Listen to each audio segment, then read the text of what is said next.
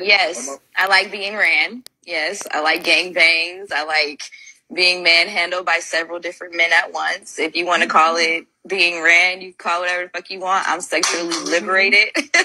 And I'm a goddess, and I deserve to have hands all over my body. Right. I deserve to be worshipped. Like, why not? I deserve that attention. Sure. All right, so you Yes, I like being ran. Yes, I like gangbangs. I like being manhandled by several different men at once. If you want to call it being ran, you call it whatever the fuck you want. I'm sexually liberated. And I'm a goddess, and I deserve to have hands all over my body. Right. I deserve to be worshipped. Like, why not? I deserve that attention. Sure. All right. She that liveth in pleasure is dead while she liveth. I'm going to start by giving all the praises, glory, and honor to Yahweh, Ba'ashem, Yahushai, Ba'ashem, Arachak, Wadash. Double honors to the elder apostles and bishops of the great millstone who rule well. Peace, blessings, and salutations unto the hopeful elect tabernacle of David, scattered throughout the four corners of the earth. You know, and this is, you know, where it's come to with, you know, a lot of our women in this world in these last days, you know, embracing thought whore culture, you know, being harlots, you know, being shameless, you know, and you know, you heard her say, you know, she's sexually liberated. Well, you know, who you think is behind, you know, that ideology of, you know, making these women feel as though, you know, this type of shameless behavior is acceptable, you know, who brought that ideal to these women? You already know. The damn serpent. And straight lied to her. So long, you know. This is why the Lord's going to destroy a lot of our people. All right. And we know what the scriptures say. All right. A lot of women who think this way and who's living this way, they're not going to make it. Okay. The Most High is going to destroy a lot of our people. Now let's real quick, let's get some precepts, of course.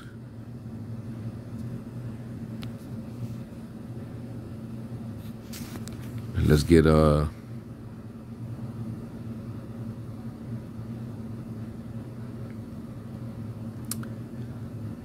matter of fact, let's go to the Apocrypha. Let me just go there first.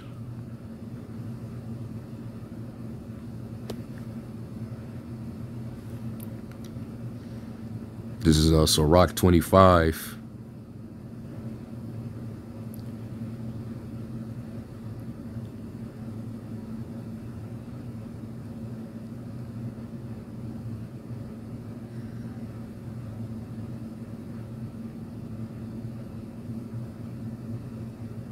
Yeah, I'll just start at verse 19. It says, all wickedness but little to the wickedness of a woman. Let the portion of a sinner fall upon her. All right. You can see how wicked they can. And that same woman, because she said, you know, she believes in being worshipped. So that Queen of Heaven vibration. All right. You know, bunch of victims of matriarchy, you know, men, simp as men, you know, who's taught that, you know, women are superior. You know, the black woman is God, you know, shower her with all type of compliments and put it in her head that she's God. And all that does is, you know, exalt her. And when the more you get exalted, the more proud and haughty you become. So when the more haughty she gets, the more wicked she will become, because she believes that she has the liberty to be wicked. You see? So that's why a lot of wickedness surrounds her, is because of how exalted she is. She can do all type of things and live freely of consequences because of her elevated status. I'm a god. I'm a goddess. I should be worshipped simply for her, because of her artificial beauty. All right. Jumping down, it says, verse 24 says, of the woman came the beginning of sin, and through her we all die. What she heard from the serpent was very intriguing, and it beguiled her. She was pleased, all right, to eat of that tree, and, became corrupted. And Adam, being seduced by her, he became corrupted. All right. And that's why, after that, the penalty was, we had to die. We had to become mortal.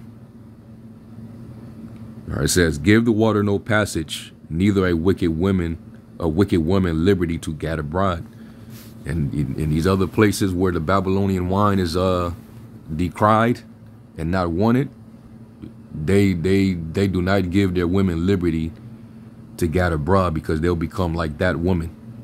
Our women over here in America all just through and ran through. All right, because the serpent, gave them the liberty here in the West. All right. So, this is what you get. The scriptures say, give the water no passage, neither a wicked woman liberty to gad abroad. Don't give her no outing, or she will go out there and she will find a way, to abuse herself, through overmuch liberty, too much pleasure. It says, if she go not as thou wouldest have her, cut her off from thy flesh and give her a bill of divorce and let her go. All right. And you go to the next chapter over. This is verse 8. It says, a drunken woman and a gatherer abroad cause great anger, and she will not cover her own shame. They get loose and they start drinking. They get loose. They be out at the club or these different functions. And before you know it, she's in some hotel,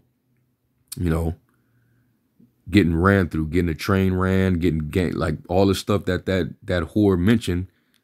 When they get drunken and they out there and it's just her and her homegirls, this is what she does. And just imagine being a father, man. Just imagine that you're the father of that girl. That's a shame to you. All right, it says, the whoredom of a woman may be known in her haughty looks and eyelids. And you can clearly see, just look at her eyes. That's a slut bag. No shame in her game. That's an embarrassment and a shame to your nation. You want to see the destruction of a nation? Just look at their women. You don't see too many dothead women acting like this. You don't see too many towelhead, the hijab women. You don't see too many of them acting like this and speaking like that. The only ones you might see advocating this behavior is the ones that have been Americanized and drunk the damn Babylonian wine. The wine of her fornication. They didn't drunk it. And they see liberty and power in that. There's no power. There's no power in that. You're just abusing yourself. You're devaluing yourself. Like Kevin Samuels used to say, name something that with age increases in value. It decreases in value the more it's in use. So she'll be in regret, years later, which, we ain't got that much time left. This place is gonna be destroyed, in the near future. But, imagine if this place was to continue on years down the line. She man, she'd be in such a depressed state, because she realized it didn't work out for her. All right.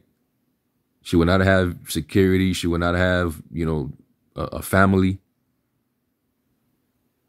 Just a bunch of mileage, baggage, on all type of, psychic meds, antidepressants, demons on her. Because that's not your use. That's not your purpose, man. Is to be you wasn't brought on the earth to be a whore. Or you was brought on the earth to serve your husband, to be a helpmate to your husband, and to bring forth children. To help nation build. That's your purpose, man. But they think that was brought on the earth, just for their own pleasure. And you elevate yourself to God status. The Lord is a jealous power. This is why He's gonna destroy a lot of you, man. You ain't the God of nothing. So anyway, it says, verse 10, it says, if thy daughter be shameless, keep her in straitly, lest she abuse herself through overmuch liberty.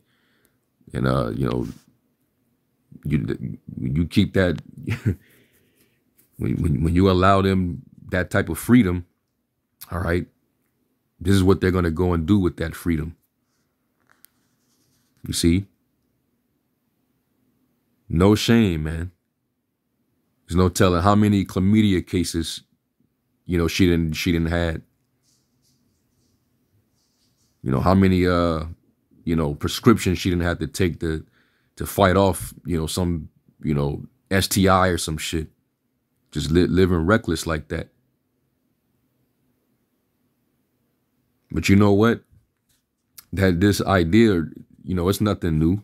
Because going back to ancient Egypt, where they believed that women, were goddesses. They worshipped women back then. And when they became queen, men had to get on her level. And she was able to marry multiple men. It's called polyandry. All right. So when our women call themselves queen, they ain't even understanding that they're calling themselves whores, prostitutes. Because if you dealing with multiple men, that makes you a whore. And guess what? We always bring this out. Let's go to the etymology dictionary real quick.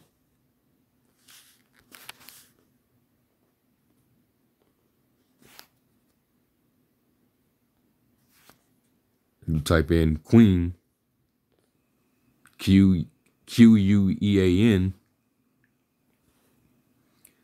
and it says Middle English queen, a woman, a low-born woman. From Old English queen, woman, also female serf, hussy, prostitute. Okay? Straight up prostitute.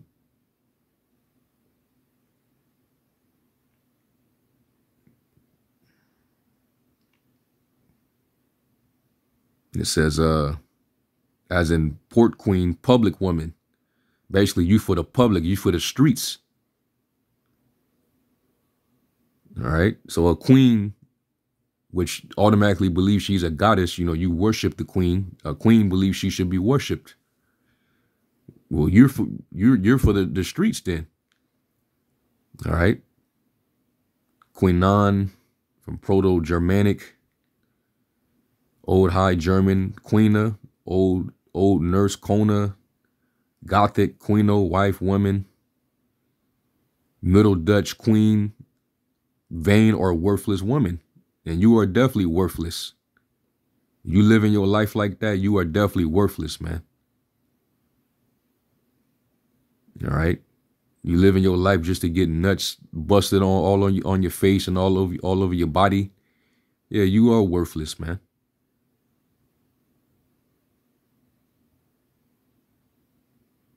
No modesty, no decency, no shame. It says, woman considered without regard to qualities or position. perhaps by contrast to the senses in queen, hence often a slighting or abusive term for a woman. In Middle English, it could mean a harlot, an old woman, or crone.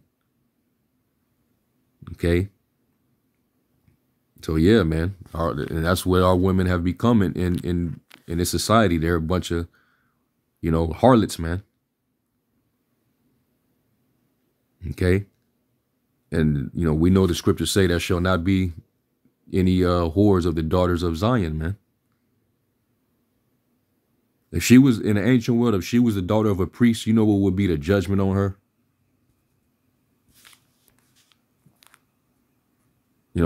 Hey, Alazar would tell you, he knows. What if that was his daughter? I wonder, because, he pushes the law heavy. He says he doesn't sin. If he had a daughter that was living like that in this society, I wonder, would he keep this law? Where's it at?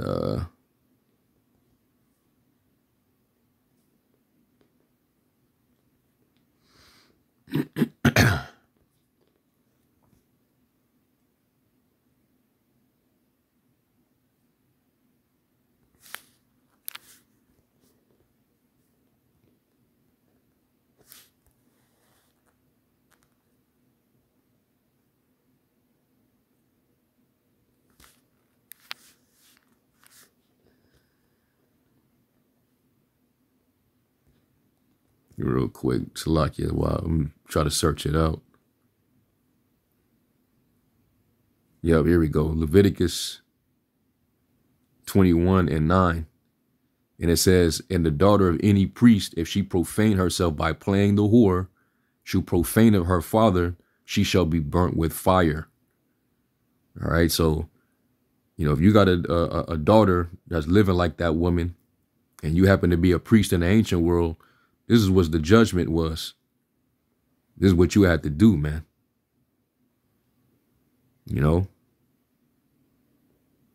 Because everything around you is supposed to be, holy and sanctified. That woman, she's clearly not. She's greatly polluted. All right, nobody will be able to marry that woman. And of course, the scriptures talk about fathers, watching over their daughters. Because this is what can happen. Sirach 42 at verse 11. I'll start at verse 9. It says, the father waketh for the daughter when no man knoweth, and the care of her taketh away sleep. When she is young, lest she pass away the flower of her age, and being married, lest she should be hated in her virginity. Because, you thinking like, man, I'm hoping that my daughter, because when she become of age, she got those hormones already. She get those feelings. She's anxious to get touched. She want to get touched on the inside, So that's why in those ages, she's hot, young, hot, robust. She's ready, and that's why they married, young in the ancient world. But, if she did that in haste without her father knowing, without her father setting it up, it's like, it's like you playing the harlot, creeping out the window when she should be in sleep.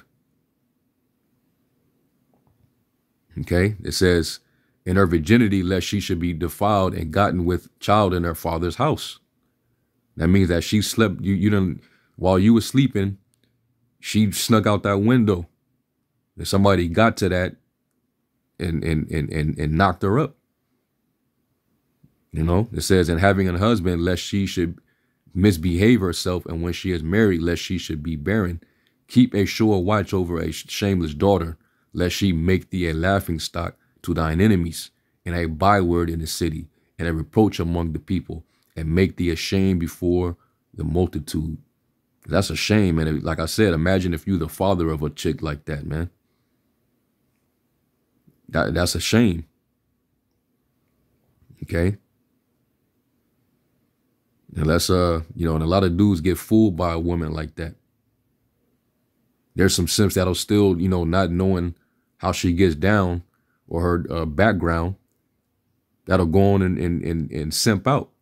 You know, scriptures talk about how many men lose their wits for women until he, you know, find out what, you know, what time it is with her. Okay. The scriptures already give you the game on these women, man. You know, and you know, bless the, you know, the aquaf that turn from that, you know, and never look back, man. You know, these women that's still continuing on in this behavior, they just watch what happens, man. It's not going to end good for them. This is Sirach 26 and 22. It says, a harlot shall be accounted as spittle, but a married woman is a tower against death to her husband. A wicked woman is given as a portion to a wicked man, but a godly woman is given to him that feareth the Lord. All right. An honest woman contemneth shame, but an honest woman will reverence her husband. A shameless woman shall be counted as a dog, but she that is shamefaced will fear the Lord. All right. And I think I didn't read this, the scripture earlier. I didn't continue down. It's back in the 10th verse. It says, if thy daughter be shameless, keep her in straitly, lest she abuse herself through overmuch liberty. Watch over an impudent eye, and marvel not if she trespass against thee. She will open her mouth as a thirsty traveler when she have found a fountain, and drink of every water near her. By every hedge will she sit down and open her quiver against every arrow. And you already know what that's talking about. And I'm curious to see what the GNT translation says.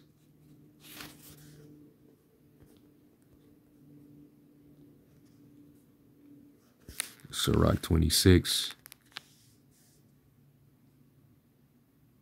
and verse 10, it says,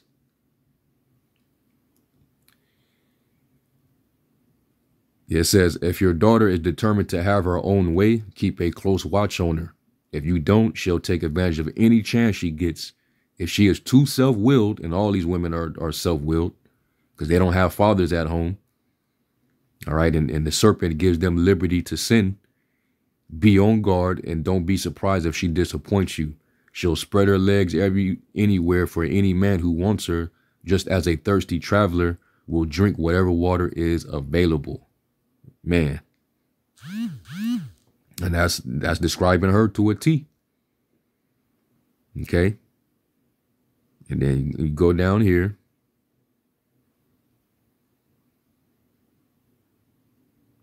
Sirach 26 and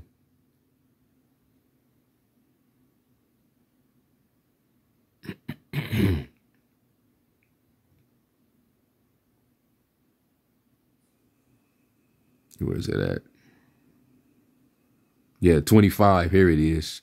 I'll start at 24. It says, a shameless wife enjoys making a disgrace of herself, but a modest wife will act modestly even alone with her husband.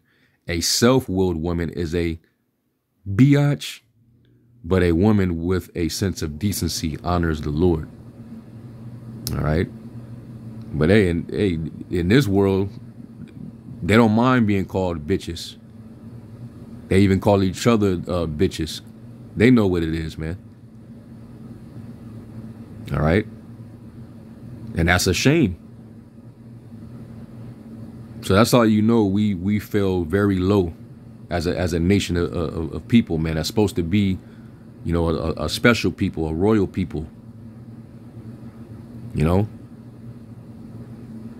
But this ain't going to be much longer, man, because, you know, all hell's going to break loose. All right? The Lord's going to, you know, he's going to turn up the plagues. All right, they already talking about there's going to be, you know, shortages, food shortages, you know, power outages. You know, all type of stuff that's being lined up while the masses is being distracted. All right. It's going to be a draft. All type of stuff is getting ready to happen. So they're only going to live in their pleasure, you know, just for the moment. All right. These evil days are going to take them as a snare. It's just like in the days of Noah and the days of Lot, where they were just eating and drinking and marrying and giving in marriage. You know, there was just as depraved. Actually, the mind of the people are much more depraved now than they've ever been.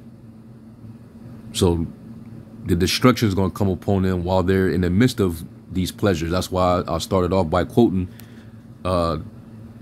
in Timothy, where it says, "She that liveth in pleasure is dead while she live." They ain't gonna see it coming, man.